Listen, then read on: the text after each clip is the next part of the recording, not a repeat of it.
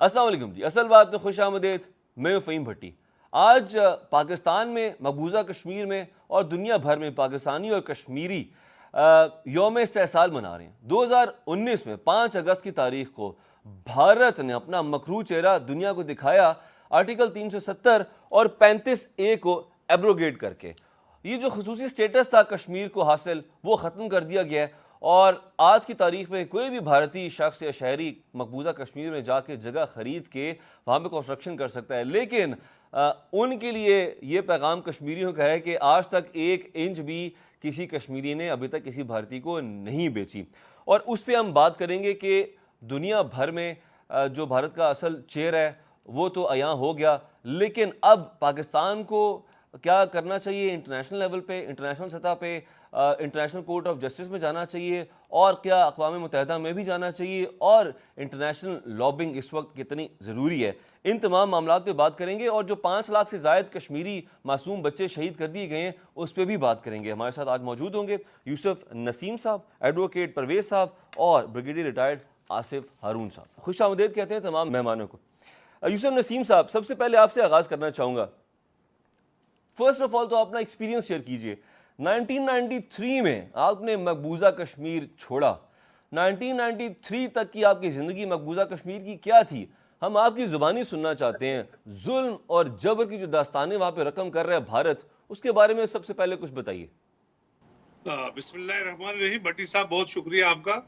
1947 से ही जब हिंदुस्तान ने जबरी कब्जा किया, वहां फौज उतारी, तो किसी न किसी रंग में तहरीक चलती रही। कभी माजरा इशमारी के नाम पे, कभी अलफता के नाम पे।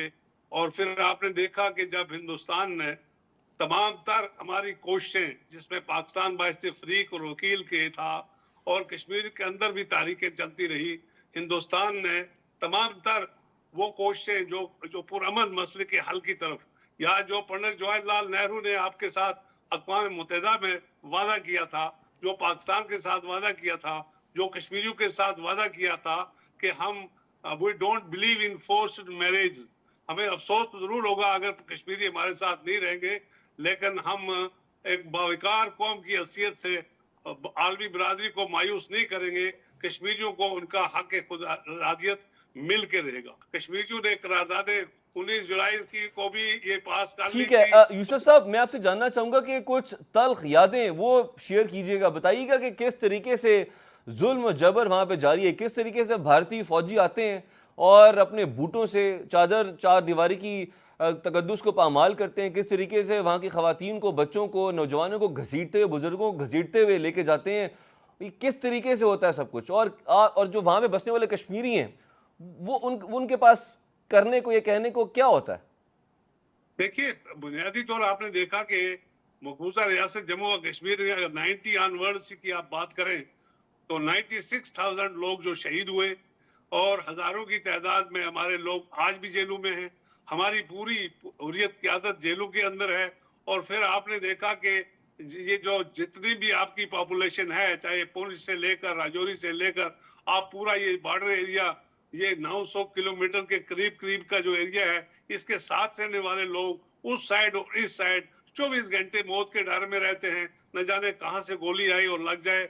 और इसके अलावा 10 लाख फौज की मौजूदगी, खुद ही draconian laws, armed forces special power act उनके पास है और पब्लिक सेफ्टी एक्ट उनके पास है, जिसमें वो जो चाहे सो कर सकते हैं, जिसको चाहे शूट कर सकते हैं। जब ये पावर्स आप फौज को दे रखेंगे और एक छोटी सी जगह में 10 लाख फौज रखेंगे, उस फौज की वहां मौजूदगी ही बजाते खुद एक बहुत बड़ी वायलेशन है इंसानी हकूक की। और उसके बावजूद आपने देखा कि वहां पे कोई ऐसा घर नहीं जिस घर का कोई बंदा शहीद न हुआ हो, कोई ऐसा घर नहीं जिस घर की तलाशी न ली हो।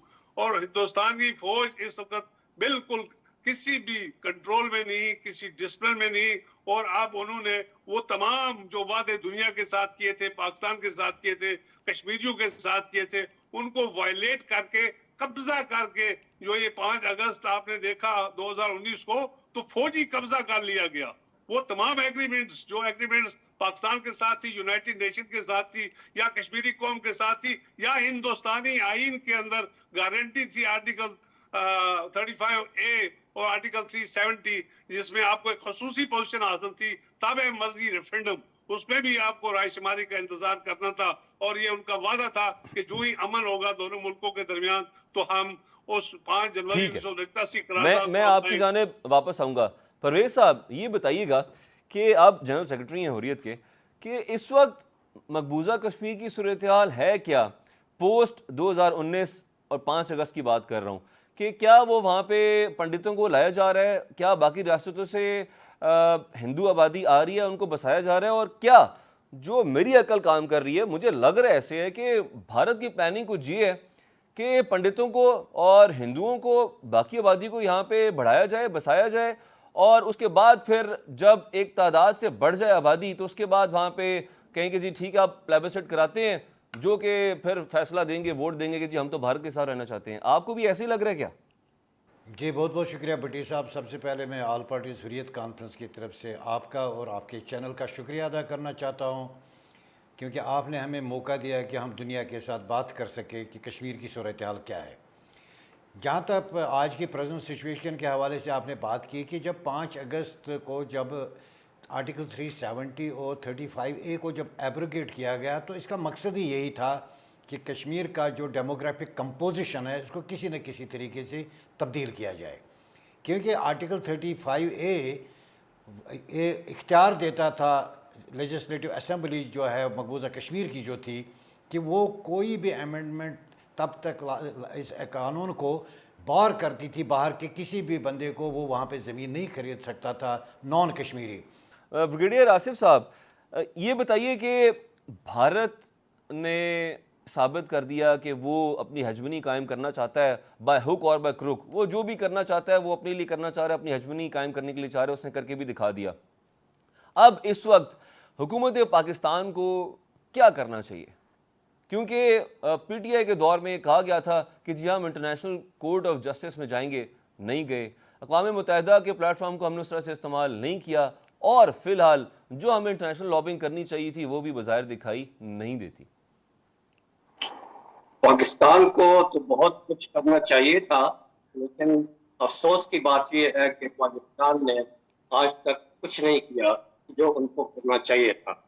जब कायद आज़म ने ये कह दिया था कि कश्मीर हमारा शहरग है, तो फिर उसमें क्या शक शुबे की बात रह जाती है। ब्रिगेडियर साहब, आप ये किस किस किस की नाकामी समझते हैं? इकॉनमी के हालात देख लें, इंफ्रास्ट्रक्चर देख लें, हेल्थ, एजुकेशन, हमारा सियासी निज़ाम, उसके हमारे जो मसाइल हैं वो तो ख़त्म होते नहीं है, लेकिन एटलीस्ट आप नहीं समझते कि जिस इशू की वजह से पाकिस्तान भारत की मल्टीपल जंगें हो चुकी हैं और सबसे बड़ा तनाज़ा भी दोनों ममालिक के दरमियान है ही ये, क्या हमें एटलीस्ट हमारे फॉरेन ऑफिस को, हमारी फॉरेन मिनिस्ट्रीज़ को, आज तक जितनी भी आई, जितने मिनिस्टर्स आए, कम से कम इस इशू पे तो कुछ तगड़ी सी लॉबिंग कर पाते दुनिया भर में?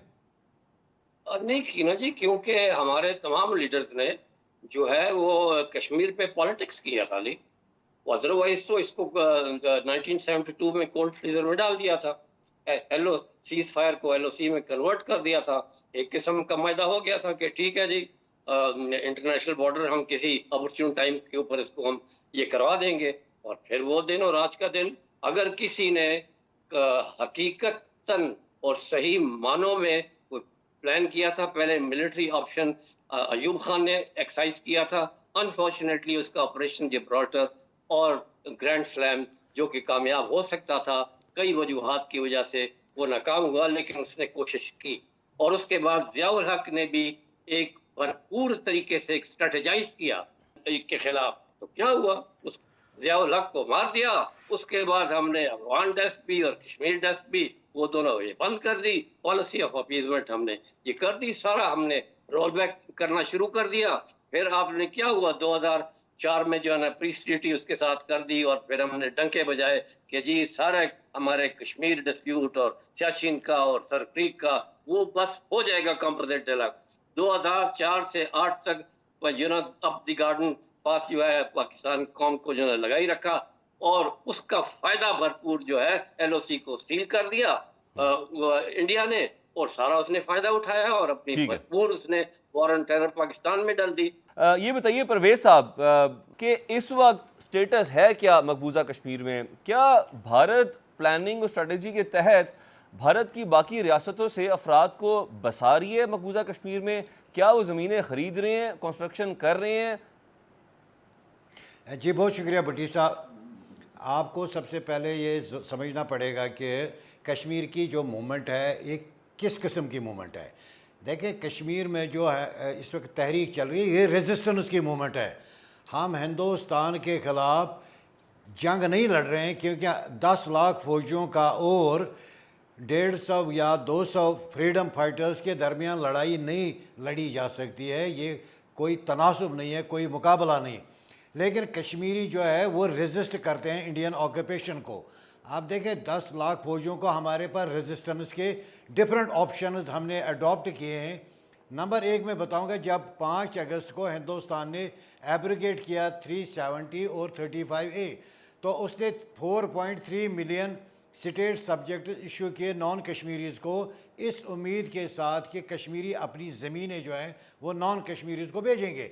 लेकिन मैं कश्मीरियों के जज्बे हुर्रियत को सलाम पेश करता हूँ कि कश्मीरियों ने 1 इंच ज़मीन अभी तक नहीं बेची है उन गैर कश्मीरियों को। हाँ, अलबत्ता जो स्टेट लैंड है, जो ऑलरेडी गवर्नमेंट की लैंड है, उसको हिंदुस्तान ने कोशिश कर रहे हैं कि उस स्टेट लैंड पर गैर कश्मीरियों को उसमें आबाद किया जाए। ये हमारा रेजिस्टेंस का एक तरीका है। हमारे रेजिस्टेंस के तरीके हैं कि आप जब ईद का ऐलान करते हैं तो हम ईद आपके साथ मनाते हैं। हिंदुस्तान की भरपूर कोशिश है हमारे साथ ईद मनाएं, हम नहीं मनाते। तो ये हमारा रेजिस्टेंस का एक तरीक़ाकार है। लास्ट इलेक्शन हुआ, आप देखें जो इंडियन पार्लियामेंट के इलेक्शंस हुए, कश्मीर में भी इलेक्शन हुए, 10 लाख फौजियों ने कश्मीरियों को फोर्स किया कि आप इलेक्शंस पोलिंग बूथ्स पे जाएं। लेकिन कश्मीरी ने कितना इंटेलिजेंटली वहाँ पे खेला कि उन्होंने बीजेपी के हिमायत याफ्ता कैंडिडेट्स को कोई वोट नहीं दिया, बल्कि उन्होंने वोट दिया जो सॉफ्ट सेपरेटिज्म की बात करते हैं। इंजीनियर रशीद जो वहाँ पे इंसानी हुकूक की बात करता था, मसला कश्मीर के हल की बात करता है, बज़ाहिर वो प्रैक्टिकली हमारे साथ शामिल नहीं है हुर्रियत कॉन्फ्रेंस के साथ, लेकिन एक सॉफ्ट सेपरेटिज्म की पॉलिसी के तहत वो बात करता है। और 5 अगस्त से बदस्तूर हिंदुस्तान के जेल में है। ये हिंदुस्तान के मुंह पे एक तमाचा है कि कश्मीरी को हमने बंदूक की नोक पर इलेक्शन बूथ पे भी ले गए और उस पर अंगूठे पे निशान भी डाल दिया, लेकिन वोट उसने हिंदुस्तान को नहीं दिया। उसने पॉलिटिकली क्लेवरली खेला। इसी तरह आप देखें कश्मीरी के पास कोई न बंदूक है न गोली है, वो एक पत्थर मारता है, वो मार खाता है, वो जेलों में डिटेंशन में है। हिंदुस्तान की कोशिश है इस मूवमेंट को और इसकी पॉलिटिकल लीडरशिप को इनविजिबल किया जाए दुनिया के सामने। वहाँ की हमारी जो आप देखें कश्मीर में कोई फ्रीडम ऑफ स्पीच नहीं है, कोई फ्रीडम ऑफ असेंबली नहीं है, हमें जमा नहीं होने देते। लेकिन हुर्रियत कॉन्फ्रेंस ने एक नई स्ट्रेटजी अडॉप्ट की है। हम पिछले 1 महीने से पाकिस्तान के लोगों के साथ कनेक्ट कर रहे हैं। हमने मुजफ्फराबाद में एक बड़ा पब्लिक गैदरिंग जमा की, उसके बाद हम कराची गए, वहाँ पे हमने बड़ी पब्लिक गैदरिंग जमा की, इसी बाद लाहौर गए। हमने अपना मामला पाकिस्तान के अवाम के साथ कनेक्ट किया और हिंदुस्तान के उस प्रोपेगेंडे को हम नेगेट कर रहे हैं जहाँ वो कहते हैं कि पाकिस्तान ने और ख़ासकर पाकिस्तान के लोगों ने गिव अप कर दिया है और वो हिंदुस्तान को चाहते हैं। ऐसी कोई बात नहीं है।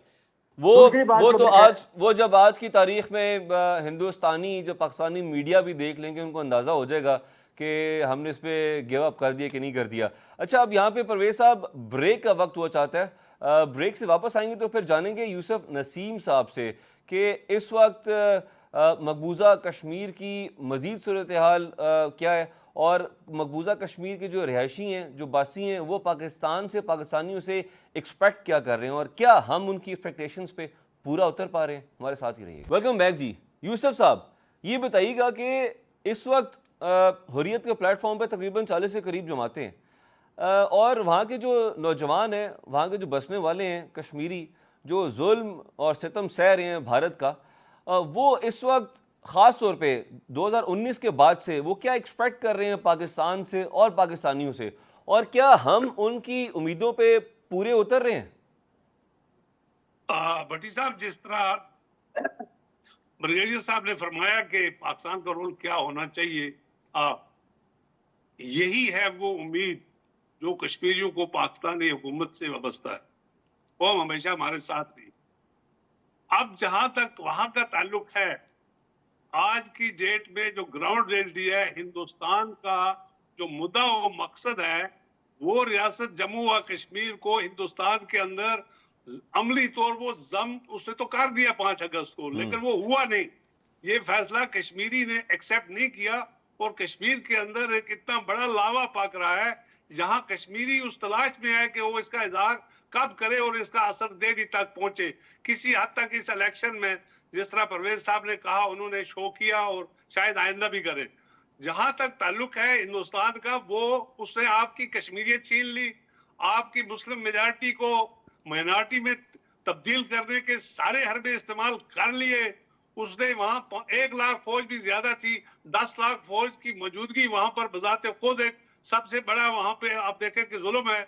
और फिर आपकी सारी क्यादत को जेल में रख लिया और आपके सारे human rights, right to assembly, right to publicity, यानी कोई हकूक जो आपको इंसानी हकूक हासिल है वो आज कश्मीरी को हासिल नहीं है। वो इसको रियासत को हिंदुस्तान के अंदर अमली तौर जम करना चाहता है, कागजी तौर तो उसने कर लिया। अब आप फरमा रहे हैं कि ये हम क्या चाहते हैं। देखें, बदनसीबी ये है कि इतना बड़ा न्याय हुआ 5 अगस्त को, और 5 अगस्त के बाद ये मसला यूनाइटेड नेशन में जाना चाहिए था, क्योंकि हिंदुस्तान ने वायलेट कर दिए 2 नेशन थ्योरीज के फार्मूले को। हिंदुस्तान ने वायलेट कर दिया पाकिस्तान के साथ ताशकंद एग्रीमेंट को, लाहौर डिक्लेरेशन को, और फिर आपके शिमला एग्रीमेंट को खत्म कर दिया। उसने खत्म कर दी वो एग्रीमेंट जो शेख अब्दुल्ला और महाराजा के साथ थी। उसने अपने आईन के साथ भी गद्दारी की, जो वो नहीं कर सकते थे। उन्होंने वो 2 आर्टिकल निकाल के आईन से कश्मीर को हड़प करने की कोशिश की। तो इसके बाद होना ये चाहिए था कि कश्मीरी को पता है कि पाकिस्तान या कायदे आजम ने जब कहा शाह आ गए, तो कश्मीरियों ने भी पाकिस्तान बनने से पहले ये फैसला किया था कि हम बनने वाले पाकिस्तान का हिस्सा बनेंगे। लिहाजा कश्मीरी और पाकिस्तान का रिश्ता जो है वो जिस्म और रूह का है। लेकिन मैं आपसे अर्ज करूं कि पिछले 4 साल जो हम पे गुजरे वो क़यामत के गुजरे। क़यामत के इसलिए गुजरे कि हमसे सब कुछ छीन गया। और इस वक्त हिंदुस्तान और इसके ब्रेक्स, हम ओआईसी को भी नहीं इस्तेमाल कर सके, हम यूनाइटेड नेशन को भी नहीं इस्तेमाल कर सके, हम ह्यूमन राइट्स इंटरनेशनल ऑर्गेनाइजेशंस को भी इस्तेमाल नहीं कर सके कि हिंदुस्तान ने आलमी बरादरी की जो करारदादें थी उनको भी, पाकिस्तान के साथ जो एग्रीमेंट्स थे उनको भी, कश्मीरियों के साथ जो वादे थे उनको भी, सबको साइड लाइन पर करके, मिलिट्री माइट करके, इस्तेमाल करके और कश्मीर पर कब्जा कर लिया है। मैं ये समझता हूँ, ब्रिगेडियर साहब ने 100% सही फरमाया कि कश्मीरी ये समझते हैं कि पाकिस्तान हमारा वकील है और पाकिस्तान इस मसले का फरीक है। और ये कश्मीरी तो यूनाइटेड नेशन में नहीं जा सकता, कश्मीरी तो किसी और जगह नहीं जा सकता, क्योंकि वहां आपको पता ही है कि यूनाइटेड नेशन की मेंबर कंट्री ही कोई इंटरनेशनल कोर्ट ऑफ जस्टिस में जा सकती है। हम तो सिर्फ हिंदुस्तान के खिलाफ नारा लगा सकते हैं, हम हिंदुस्तान को वहां से निकालने की हर कोशिश कर सकते हैं। हम जिस तरह आपने देखा कि 5 लाख 6 लाख लोग अभी तक शहीद हो चुके हैं इस तहरीक के अंदर, तो हमने कहीं गिव अप नहीं किया, न करेंगे, बल्कि दिन ब दिन हिंदुस्तान के खिलाफ ये लावा और ज्यादा पकता है। लेकिन सारा दार मदार जो है वो हमारे मौसम पर है, वो पाकिस्तान पर है कि क्या पाकिस्तान यूनाइटेड नेशन में हिंदुस्तान का उन बातों का तोड़ कर सकता है जो उसने वायलेट की है यूनाइटेड नेशन की। क्या वो पाकिस्तान हिंदुस्तान को उन एग्रीमेंट्स जिन पर कश्मीर को उन्होंने मुतलाज़ा माना, इवन शिमला के अंदर मुतलाज़ा माना, ताशकंद के अंदर मुतलाज़ा माना, राजशुमारी को उन्होंने कभी रिजेक्ट नहीं किया, जब वो सारी वादों से हट गए और हम खामोश बैठ गए। हमारी ये इस वक्त साफ बात यह है कि पाकिस्तान ने एक बाज़ाब्ता इस पर स्ट्रेटजी बनानी पड़ेगी।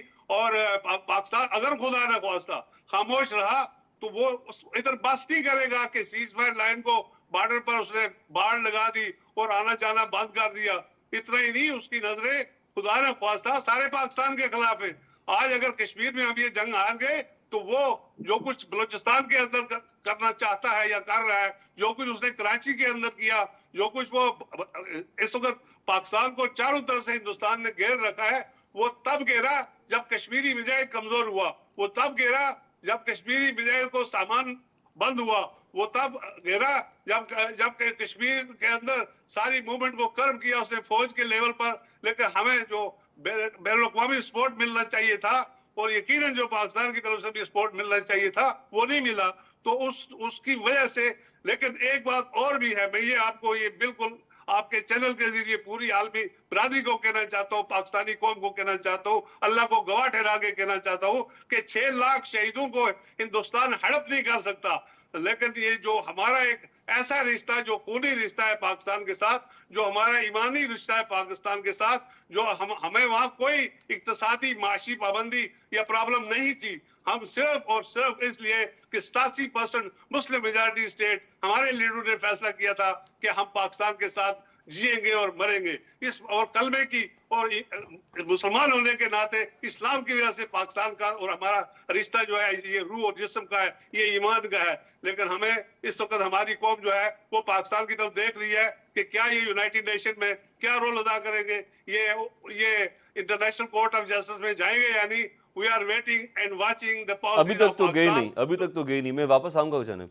ये बताइए एडवोकेट परवेज साहब, आप क्या समझते हैं कि हुकूमत पाकिस्तान को फौरी तौर पे क्या करना चाहिए? ऐसे कौन से इक़दाम हैं जो उठाने चाहिए? जो माजी था वो तो गुजर गया, माजी का हिस्सा है, लेकिन आज की तारीख में फौरी तौर पे कौन सी ऐसी जिम्मेदारी है जो कि पाकिस्तान पे आयद होती है?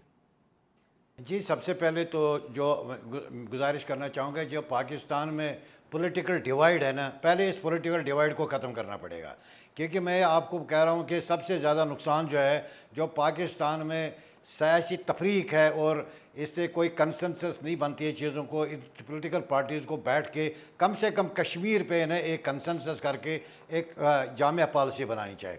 देखें, हमने अभी तक यूनाइटेड नेशंस और दूसरी चीज़ें इस्तेमाल की है, लेकिन हमने लॉफेयर को इस्तेमाल नहीं किया। हमने देखना पड़ेगा हमारे पास कानूनी ऑप्शंस क्या क्या है। देखें, मैं आपको बताऊं 2018 और 2019 में पाकिस्तान की काविशों और जो ह्यूमन राइट्स ऑर्गेनाइजेशंस है और जो हमारा शहीदों का खून है, इसकी बुनियाद पर अक़वाम मुत्तहिदा का जो ह्यूमन राइट्स काउंसिल है उसके सेक्रेटरी जनरल ने वहाँ से जो वहाँ एक रिपोर्ट जमा की है यूनाइटेड नेशंस में कि हमें फैक्ट फाइंडिंग मिशन भेजनी चाहिए पाकिस्तान और हिंदुस्तान। क्योंकि वो रिपोर्ट जब आई उसके बाद दोनों मुल्कों से कहा गया कि वो ऑन ग्राउंड देखें और ह्यूमन राइट्स वायलेशन को चेक करें। पाकिस्तान को अलाउ करना चाहिए था, जो वहाँ पे फैक्ट फाइंडिंग मिशन था उसको यहाँ आने देना चाहिए था, क्योंकि आज़ाद कश्मीर में कोई ऐसी ह्यूमन राइट्स वायलेशन नहीं है जिसको बारे में कोई बात की जा सकती है, मासिवाय मामूली सी चंद एक। जबकि हिंदुस्तान में सबसे ज़्यादा वहाँ कब्रिस्तान भरे हुए हैं, खौफ विडोज़ हैं, वहाँ पे डिसएम्पावर कश्मीरियों को किया गया है, उनके साथ कौन सा वो सज़ा नहीं जो उनको दी गई है। हिंदुस्तान ने उस रिपोर्ट को रिजेक्ट किया और वहाँ आने नहीं दिया, क्योंकि हिंदुस्तान ने एक वतीरा उसका अपनाया कि आप देखिए दुनिया में जितने भी कॉन्फ्लिक्ट जोन्स हैं वहाँ पर इंटरनेशनल NGOs और INGOs को एक्सेस है, लेकिन कश्मीर आपको दुनिया का वाहिद कॉन्फ्लिक्ट जोन मिलेगा जहाँ पर इंटरनेशनल NGOs और INGOs को कोई एक्सेस नहीं है। सबसे पहले पाकिस्तान को ये दुनिया को कन्वींस करना पड़ेगा कि ये कॉन्फ्लिक्ट जोन है, यहाँ फ्री एक्सेस हो दुनिया के इंटरनेशनल मीडिया की। क्योंकि हिंदुस्तान ने जो पॉलिसी अपनाई है उसने अपने कॉरपोरेट मीडिया को इतना एम्पावर किया हुआ है, जो दिल्ली में बैठा हुआ है वो सबसे पहले एक डिस्टॉर्टेड पिक्चर दुनिया के सामने पेश कर रहा है। कश्मीर का जो फ्रीडम फाइटर है, इंडिजिनस है, इसको डब कर रहा है ये पाकिस्तान का भेजा हुआ फौजी है, ये रिटायर अफसर है, जिससे इसकी इमेज ख़राब हो जाती है, क्योंकि ये इंडिजिनस कैरेक्टर जो है इसको कॉम्प्रोमाइज़ कर रहा है। सबसे पहले पाकिस्तान को ये स्टेप उठाना चाहिए कि अपने मीडिया को इतना एम्पावर करना चाहिए कि इसको इतने इख्तियार देने चाहिए, अगर इनको प्राइम टाइम ख़रीदना भी पड़े, यानी प्राइम टाइम ख़रीद के हिंदुस्तान के उस प्रोपेगेंडे का तोड़ करना चाहिए। और दूसरी बात, जो हिंदुस्तान के फॉल्ट लाइन्स हैं, क्योंकि हमने आज तक अपनी मीडिया पे हिंदुस्तान की फॉल्ट लाइन्स को कभी डिस्कस ही नहीं किया है।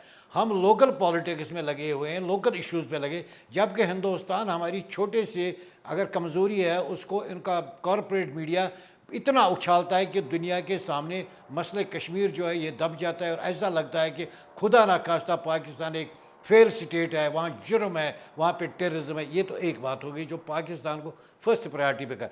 दूसरा, जैसे मैंने कहा कि हमारे पास छोटे नेशंस भी है, क्योंकि 193 मुल्क इस वक्त दुनिया में हैं। हमें छोटे नेशंस की तरफ भी फोकस करना चाहिए, क्योंकि हम एक रेजोल्यूशन छोटे नेशन से भी यूनाइटेड नेशन में टेबल करवा सकते हैं।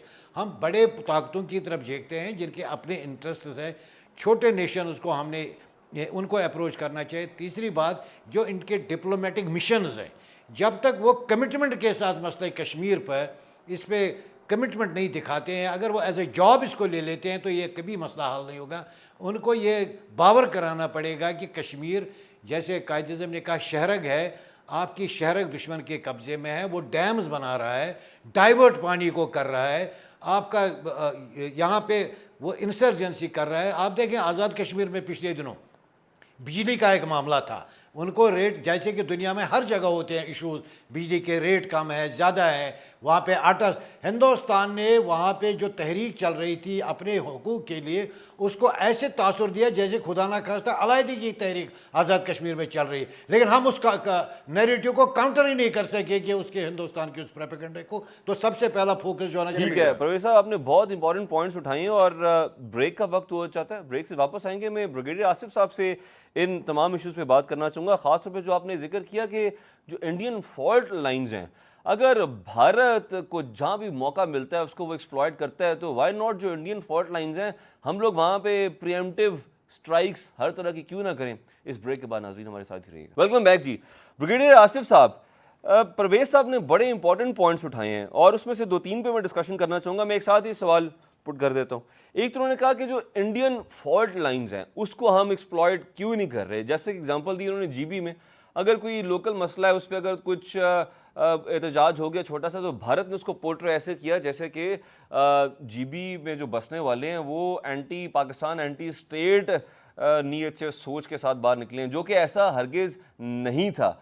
और दूसरा फिर उन्होंने एक और बात की, उन्होंने कहा प्रोपेगेंडे का जिक्र किया, 5th जनरेशन वॉर जो चल रही है इस वक्त, उस पर भी हमें काउंटर करना चाहिए और उस पर हमें कैसे काउंटर करना चाहिए, क्या करना चाहिए, मज़ीद बेहतर तरीके से काउंटर कैसे कर सकते हैं, उस पर भी बताइएगा। तीसरा इंपॉर्टेंट पॉइंट जो कि उन्होंने कहा कि हमारी जो पॉलिटिकल पार्टीज है पाकिस्तान की, वो कंसेंसस नहीं है उनका किसी भी मामले पे, उनके आपस में लड़ाई झगड़े ख़त्म नहीं हो रहे। तो जब आपस में ये इनके लड़ाई झगड़े ख़त्म नहीं होंगे तो किस तरीके से वो फिर नेशनल और इंटरनेशनल इश्यूज़ जो हैं उन पे वो एक साथ हो सकते हैं। तो इन पे तीनों इश्यूज़ पे आपकी राय क्या है? जी, पहले तो हम बात करते हैं जी कि हम क्यों नहीं उनके फॉल्ट लाइंस को एक्सप्लॉइट करते। तो सिंपल सा जवाब ये है कि पाकिस्तान की जो एक स्टेटेड पॉलिसी रही है वो पॉलिसी ऑफ अपीजमेंट है, चाहे वो एक्सटर्नल फ्रंट के ऊपर है चाहे वो इंटरनल फ्रंट के ऊपर है। जहां भी उनको ये मसला पड़ता है तो वो उसको अपीजमेंट पॉलिसी के जरिए जो है वो हल करने की कोशिश करते हैं। और अगर ये अपीजमेंट पॉलिसी टू साइडेड हो, गिव एंड टेक हो, तो फिर तो मंजूर है। लेकिन हमारे बदकिस्मती से हमारी जो हिस्ट्री है, हमने हमेशा वन साइडेड अपीजमेंट पॉलिसी जो है उसी को ही हमने मेंटेन रखा है, जिससे हमें सबसे ज्यादा नुकसान जो है ये पहुंचा है। हम ये समझते हैं, हमारे लीडर्स जो हैं, कि शायद हम दूसरों को खुश करके, कॉम्प्रोमाइज करके अपने नेशनल इंटरेस्ट को भी शायद हमारी बचत हो जाए। और ये वो पाकिस्तान की बचत नहीं चाहते, वो अपनी पावर और अपनी सेल्फ जो उनकी पावर है और वेल्थ है उसको बचाने के लिए उसके लिए वो ये करते हैं। तो ये सबसे बड़ा मसला है। अब आ जाते हैं हम पाकिस्तान, इंडिया। हर मुल्क में फॉल्ट लाइंस होता है और इंडिया में तो 37 इंसर्जेंसीज वहां चल रही हैं, जिसमें 17 बिग सेपरेटिस्ट इंसर्जेंसीज वहां चल रही हैं, जिसमें कई उनकी जो है ना नक्सलाइट मूवमेंट हो गई, खालिस्तान मूवमेंट हो गई, जो है दूसरे इलाकों में, जिसको एक्जिस्टेंशियल थ्रेट जो है वो मनमोहन सिंह ने जो है ना उस वक्त जो है ना उसको मार्क कर लिया था। ये तो वहां पर है। तो हमने उसको क्यों एक्सेप्ट नहीं किया? ये क्यों नहीं किया कि हमने जब देखें, जब 71 का जो ये वाकया आप देखें कि जब ईस्ट पाकिस्तान क्राइसिस जो भी थे, हमारी गलतियां थी, नालायकियां थी, उसको छोड़ दें, हमारा अंदरूनी मसला था। उसमें इंडिया क्यों कूदा? उसने पहली दफा साउथ एशिया में क्रॉस बॉर्डर टेररिज्म की बुनियाद रखी। 59 ट्रेनिंग कैंप्स अपने उधर वेस्ट बंगाल और ओडिशा वगैरह में ये बनाए, और उसने बाकायदा वहां से ट्रेनिंग करके मुक्ति बानी को और दूसरी जो ईबीआर और ईपीआर को है वो बेच रहा। 9 महीने वो ये करता रहा। हमें ये फिर उस तरह का मौका 89 के बाद मिला जब इस तरह की आर्म अपराइजिंग जो है कश्मीर में हुई।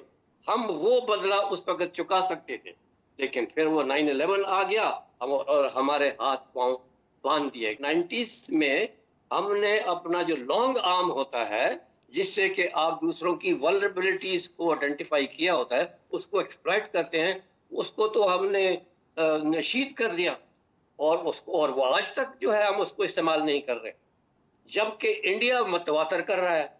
या तो होता ना कि तो उसने ब्रिगेडियर भी साहब इसी ये तरह का बताइए कि किया होता। भारत जब खुलेआम, भारत अपने नेशनल मीडिया पे, सोशल मीडिया पे वहाँ के रिटायर्ड फौजी अफसरान वो बताते हैं कि जी हम बलूचिस्तान में इस तरह से दहशतगर्दी के इंसर्जेंसी को सपोर्ट कर सकते हैं, हम केपी में फ़लाँ काम कर सकते हैं, फ़लाँ जो वो तो नाम ले लेके दहशतगर्दों का, तालिबान का, BLA के जो लीडर हैं उनके, दहशतगर्द तंजीमों के, उनका नाम ले लेके मेंशन करते हैं। तो वो कौन सा दिन आएगा और कब वो हमारी हुकूमत या हमारे इदारे ये फैसला करेंगे कि ठीक है अब टिट फॉर टैट होना चाहिए? देखिए, बात यही है ना कि 20 साल वॉर ऑन टेरर लड़ी। सबसे ज्यादा नुकसान किसने उठाया? पाकिस्तान ने। माशी तौर के ऊपर भी $150 बिलियन और 80,000 जो है ना हमारी ह्यूमन कैजुअलिटीज जो है, जिसमें कि 15 से 20,000 सिक्योरिटी फोर्सेस जो है ना वो भी शहीद हुए। इससे बड़ी ज्यादा कुर्बानी किस मुल्क ने दी होगी? लेकिन उसका लुबे लबाब नतीजा क्या था कि जी इंडिया जो है वो अपने आप को विक्टिम उसने डिक्लेयर किया, और हमें उसने मूरदल इल्जाम उठाया कि नर्सरी ऑफ टेररिज्म है और ये बिगेस्ट टेररिस्ट स्टेट है। और ये क्यों किया कि उसने अपना एक नैरेटिव बिल्ड करना शुरू किया, और वो नैरेटिव से उसने दुनिया को कन्विंस किया कि ये हकीकत है कि ये करवा रहे हैं, और हम चूंकि खुश कर रहे थे उनको, हमने अपना काउंटर नैरेटिव नहीं बनाया और उनके परवान चढ़ाया। ये 2005 में उन्होंने जो इंडियन क्रॉनिकल्स ये बना ली, और वो फिर 2020-21 में ये बस्ट हुई, तो वो उन्होंने फेक न्यूज का बाजार गर्म कर दिया और बता दिया उन्होंने झूठ को सच और सच को झूठ बना दिया, और दुनिया को जो है ना एक नया पिक्चर बना दिया। जो वहां पर दहशतगर्दी असल में जो हो रही थी वो उनको दूसरा दे दिया। ठीक जो है। वहां पर लिबरेशन की जंग थी उसको उन्होंने टेररिज्म के खाते में ये डाल दिया। तो ये सब गलतियां हमसे हुई। हमने इसका सदेबाब सही तौर पे नहीं ढूंढा। जो हमारे दुश्मन थे उनको हमने दुश्मन नहीं जाना, उनको हमने दोस्त ठीक है, समझा। Point taken. मैं जी ठीक है, वापस आऊंगा आपकी जानिब। यूसुफ साहब, सबसे पहले ये बताइए कि मकबूजा कश्मीर में किस तरह का मैसेज जाता है जब पाकिस्तान में सियासी जमातें अपने इख्तलाफात इस हद तक ले जाती हैं कि एक दूसरे के साथ ये बैठने तक को तैयार नहीं होती। यहाँ पे ग्रैंड डायलॉग की बात होती है, जमातें तैयार नहीं होती। यहाँ पे तमाम पार्टीज कॉन्फ्रेंस की बात होती है, वो तैयार नहीं होती। तो सबसे पहले तो ये बताइएगा कि मैसेज क्या जाता है मकबूजा कश्मीर में? देखिए, मैं आपसे गुजारिश करूं कि मकबूजा रियासत जम्मू व कश्मीर के लोगों की तमाम तर उम्मीदें पाकिस्तान के साथ वाबस्ता हैं, थी और रहेंगी। लेकिन जो कुछ पाकिस्तान में पिछले 4 साल से हो रहा है, इससे वहां इतनी मायूसी फैली है। कश्मीरी का एक लफ्ज है दम फुट। हमें हिंदुस्तान के मारने का उतना खौफ नहीं, ना हमें इतना उनकी गोली से तकलीफ होती है जितनी पाकिस्तान के अंदर अगर कोई मिसहैप होता है उससे जो हमें रूहानी तकलीफ पहुंचती है, और हमारी हिम्मत और हौसलों को जो नुकसान होता है वो यहाँ के मसले से होता है। तो ये बात बिल्कुल रोज़े रोशन की तरह यहाँ है। मैं समझता हूँ कि ब्रिगेडियर साहब को जिस अंदाज में ये फरमा रहे हैं, यही वो बातें हैं जो हर कश्मीरी के दिल के अंदर है कि पाकिस्तान को क्या करना चाहिए। इस वक्त मैं आपसे ये अर्ज करूं कि पाकिस्तान की बका और सालमियत इसी में है कि वो हिंदुस्तान से इस शर को, जो हिंदुस्तान ने कायम किया हुआ है, पाकिस्तान को 4 तरफ से घेरा हुआ है, इसका जवाब हम दे रहे थे श्रीनगर में, लेकिन हमारे हाथ पांव भी बांधे गए, चाहे इंटरनेशनल प्रेशर की वजह से बांधे गए, चाहे बंबई में वाक़ा हुआ तो हमारे लोगों ने गवाही दी कि हमने किया है, हमारे कैमरे वहां पहुंचे, हमारे बड़े बड़े लोगों ने स्टेटमेंट्स दिए। तो लिहाजा पाकिस्तान को अपने ही लोगों ने ऐसा फंसा दिया कि जिसमें निकलने के लिए अल्लाह की मदद इसको जरूरत है और हिम्मत की जरूरत है, और अगर कौम इकट्ठी होकर सीधा करें इन लीडरों को तो ये हो सकते हैं। लिहाजा मैं ये आपसे गुजारिश करूं कि मैं कह रहा हूं, अपने मरने का गम मुझको हरगिज नहीं, गम तो ये है कि जुल्फें बिखर जाएंगी। आप कश्मीरी जो है उसने ये तहिया कर लिया है, उसके लिए कोई गुंजाइश नहीं रही हिंदुस्तान के साथ आप एक दिन भी गुजारने के लिए। लेकिन अगर पाकिस्तान में इस्लाहात हालात के नहीं होते तो कश्मीरी अपने नजरिए को अगर चेंज करता है तो शायद दुनिया में बहुत सारे लोग सपोर्ट के लिए आ जाएं, और शायद अल्लाह ना करे कि अगर ये नाकामी पाकिस्तान की होती है तो एक और बड़ा नुकसान आपको उठाना पड़ेगा। ये मैं ठीक आपसे है। पेशन गोई करता हूँ कि इस वक्त अगर होश के नाखून नहीं लेंगे तो किसी बड़े नुकसान के लिए फिर हमें तैयारी करनी पड़ेगी। ठीक है। परवेज साहब, जी, बिल्कुल। आसिया इंदिराबी साहिबा, फिर यासीन मलिक साहब, मुतादिद हुर्रियत रहनुमा, सबसे पहले आ जाती हैं आसिया इंदिराबी साहिबा पे। भारत क्या एक खातून से इतना खौफ ज़दा है कि उसको समझ नहीं आ रही कि वो करे तो करे क्या? देखें भट्टी साहब, हम आशिया अंद्राबी की जरूरत को सलाम करते हैं। उसके शौहर जो हैं कासिम साहब, वो भी 34 साल से जेल में हैं। आशिया अंद्राबी ख़वातीन की एक आवाज़ है मकबूजा कश्मीर की, जो अलामत है रेजिस्टेंस की। हिंदुस्तान की ये कोशिश है। आप देखें आज मकबूजा हिंदुस्तान में इतनी गर्मी है कि बर्दाश्त भी नहीं होता है। एक तो उनको सेल में रखा गया और उसके बाद उनको पंखा जो है, कूलिंग फैसिलिटी सारी छीनी गई, और उसके बाद उसके बारे में बात भी नहीं करने देते। जो मैं पहले बता रहा था ना कि हिंदुस्तान हमारी लीडरशिप को दुनिया से इनविजिबल रखना चाहता है, क्योंकि उनको पता है ये विजिबल हो जाएंगे। इनको जब दुनिया को पता चलेगा तो दुनिया शायद बात करेगी। यूसुफ नसीम साहब, एडवोकेट परवेज साहब और ब्रिगेडियर रिटायर्ड आसिफ हारून साहब, नाजरीन ये था हमारा आज का प्रोग्राम। अपना ख्याल रखिएगा, कल मुलाकात होगी।